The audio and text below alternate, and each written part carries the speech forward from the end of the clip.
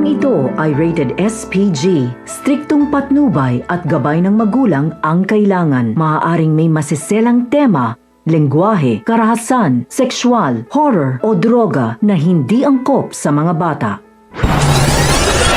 Kapamilya, nanggagalaiti nga sa galit si Olga sa hindi pagsagot ng kanyang mga tawag.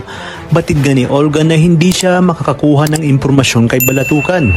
Ayon pa sa kanya, sigurado umano na hindi pa nakakabalik si Tanggol ng kulungan, kaya iniiwasan umano ni Balatukan ang kanyang mga tawag.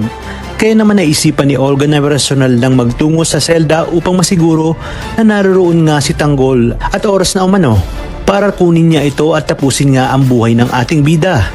Samantala, laking gulat nga ni Mayor nang makita niya si Olga at muli ngang nabuhay ang galit ni Mayor kay Olga dahil hinayaan umano ni Olga na mabulok siya sa kulungan. Kinausap nga ni Olga itong si Mayor upang mangalap ng impormasyon tungkol kay Tanggol. Ngunit sa hindi inaasahan ay pinagtabuyan nga siya ni Mang Celso na ayon nga kay Mayor na matagal niya nang pinutol ang kanyang ugnayan kay Olga bilang kapatid nito. Mula nga nang hinayaan umano ni Olga na mabulok siya sa bilangguan. Ngunit hindi nga siya pinakinggan ni Olga at tinanong niya si Mayor tungkol kay Tanggol. Tinanong nga ni Olga kung isa ba umano si Tanggol sa ginawa ni Espinas bilang hitman sa labas kaya nakakalabas-masok umano ito ng kulungan. Nabigla naman si Mayor sa mga sinabi ni Olga at nagtataka nga si Mayor kung bakit alam ni Olga nakakalabas-masok itong si Tanggol. Ngunit wala na ngang napala si Olga kay Mang Celso dahil hindi nga nagbigay ng impormasyon itong si Mayor kay Olga. Patid nga ni Mayor na kapag nagsalita siya kay Olga ay siguradong malilintikan umano siya kay Chief Espinas. Ang tanging naisagot na lamang ni Mayor kay Olga ay wala siyang alam at pilit na siyang itinaboy ni Mayor paalis ng koreksyonal. Dagdag pa ni Mayor, bakit umano tinatanong ni Olga ang tungkol kay Tanggol at kung ano umano ang ugnayan nito kay Tanggol. Sinabi nga ni Olga na malaki ang kasalanan ni Tanggol sa kanya dahil si Tanggol umano ang pumatay sa anak niyang si Greg na siya namang pamangkin ni Mayor.